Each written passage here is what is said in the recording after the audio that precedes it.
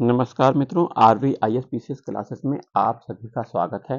देखिए, अकबर कालीन हम समय पर जाते हैं मुगल काल में और अकबर के बारे में आपको विस्तार से ऑडियो सुनाते हैं। ध्यान से सुनिएगा, बहुत ही तथ्यात्मक जानकारी सभी प्रतियोगी परीक्षा के लिए महत्वपूर्ण है। चलिए शुरुआत करते हैं। अकबर का जन्म अमरकोट के राणा बीरसाल के महल में 15 अक्टूबर 1542 को हुआ था।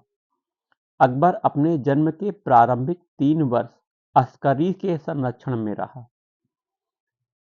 अकबर ने अपने बाल्यकाल में ही गजनी और लाहौर के सूबेदार के रूप में कार्य किया था।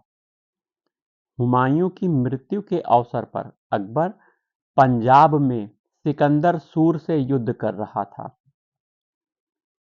अकबर का राज अभिषेक बैरम खां की देखरेख में पंजाब के गुरदासपुर जिले के कलानौर नामक स्थान में 14 फरवरी 1556 को मिर्जा अबुल कासिम ने किया था। शासक बनने के बाद 1556 से 1560 तक अकबर बैरम खां के संरक्षण में रहता है। अकबर के लिए सर्वप्रथम संकट मोहम्मद आदिल सूर ने उपस्थित किया था। 1556 में अकबर ने बैरम खां को अपना वकील मतलब वजीर नियुक्त करा और खाने खाना की उपाधि प्रदान की। वास्तव में अकबर की प्रारंभिक स्थिति को सुदृढ़ करने में बैरम खां सबसे बड़ा हाथ था, जो फारस के शिया संप्रदाय से संबंधित था।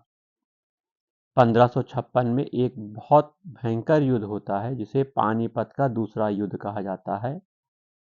अकबर के वकील एवं संरक्षण बैरम खां और मोहम्मद आदिल सूर के वजीर सेनापति हेमू के बीच हुआ था, जिससे दिल्ली पर अधिकार कर अपने को स्वतंत्र शासक घोषित कर विक्रमादित्य की उपाधि धारण की थी।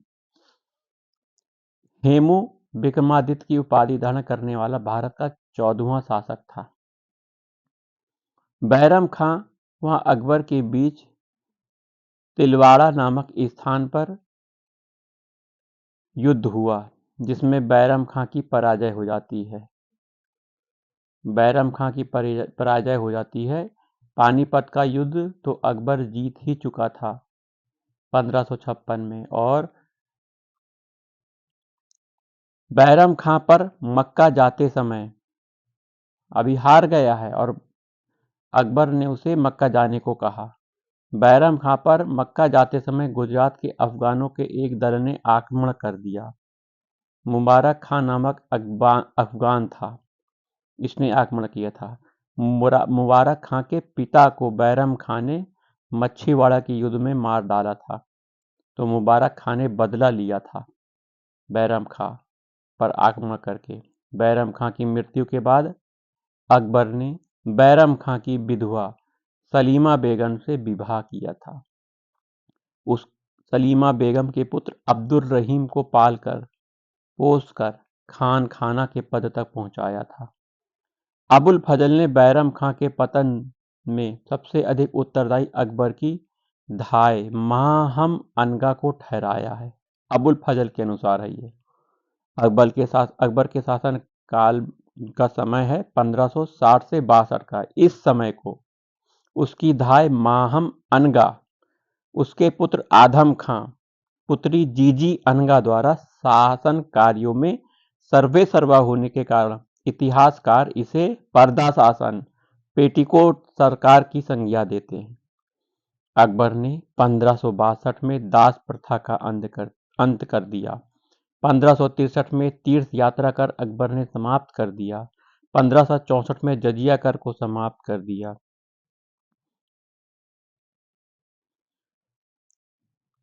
अकबर ने काफी साम्राज्य का विस्तार किया था। साम्राज्य विस्तार के संदर्भ में अकबर ने सबसे पहला आक्रमण 1561 में मालवा के शासक बाज बहादुर के ऊपर किया था। इस युद्ध में बाज बहादुर की पत्नी रूपमती ने जहर खाकर अपने सतीत्व की रक्षा करी थी। बाज बहादुर और रूपमती की समाधि उज्जैन में हमें देखने को प्राप्त होती है। वहीं 1561 में अकबर ने चुनार का किला भी जीत लिया। 1564 में अकबर ने गोंडवाना के गढ़कटंगा राज्य को जीता, जिसकी राजधानी जबलपुर के पास स्थित चौरागढ़ थी। उसकी शासिका महोबा की चंदेल राजकुमारी दुर्गावती थी। गढ़कंटका टका के प्रसिद्ध हिंदू राज्य की स्थापना अमन दास ने की थी। गढ़कंटगा राज्य को बाद में संग्राम शाह के छोटे पुत्र चंद्र शाह को लौटा दिया गया। अकबर ने इसके लिए राजपुताने को जीतने का प्रयास किया और इस सिलसिले में उसने सबसे पहले आमेर को वैवाहिक संबंधों द्वारा मिलाया। आमेर का शासक भारमल पहला राजपूत राजा था जिसने स्वेच्छा से अकबर की अधीनता स्वीकार की थी। भारमल का नाम बिहारी मल भी आता है। 1562 में जब अकबर अजमेर में मोइनुद्दीन चिश्ती की दरगाह पर जियारत करने गया था, मार्ग में राजा भारमल ने उससे मिलकर अपनी पुत्री हरखा बाई से विवाह का प्रस्ताव रखा। 1567 में अकबर ने चित्तौड़ के किले को घेर डाला। उदय सिंह ने सामंतों की सलाह पर किले का भार जयमल और फतेह सिंह को सौंपकर जंगल में छिप गया था। चित्तौड़गढ़ का किला मध्य राजस्थान का प्रवेश द्वार कहा जाता है।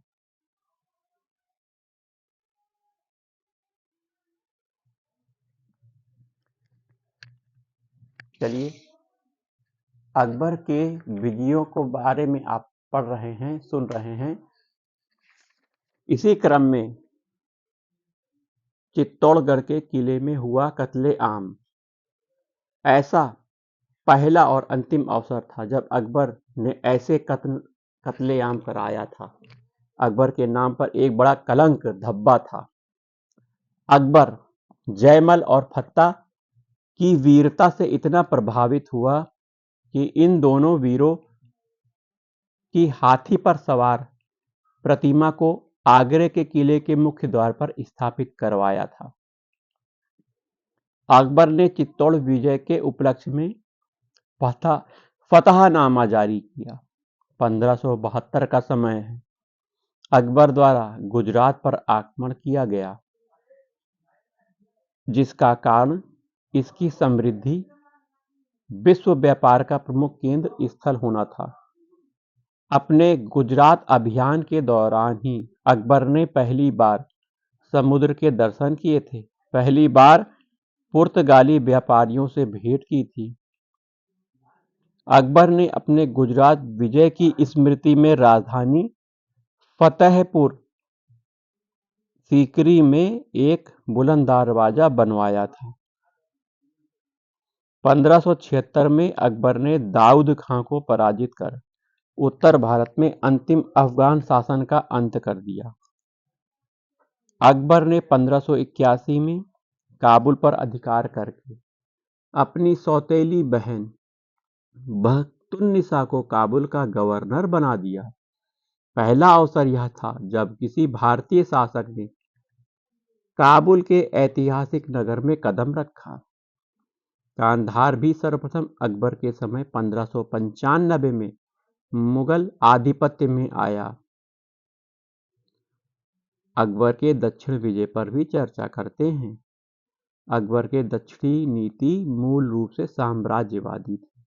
अकबर ने दक्षिण के राज्यों में खानदेश, अहमदनगर और असीरगढ़ को जीता। खानदेश एक प्रकार का दक्षिण का प्रवेश द्वार माना जाता था। अकबर ने 1600 में अहमदनगर पर अधिकार कर लिया। अकबर ने अहमदनगर के बहादुर शाह से संधि के फलस्वरूप बरार का प्रदेश और बहुत सा भेंट प्राप्त की। इस युद्ध के दौरान मुगल सर्वप्रथम मराठों के संपर्क में आए थे। 1601 में अकबर ने अपने अंतिम आक्रमण में असीरगढ़ के किले को जीता। कहा जाता है असीरगढ़ का किला सोने की कुंजियों से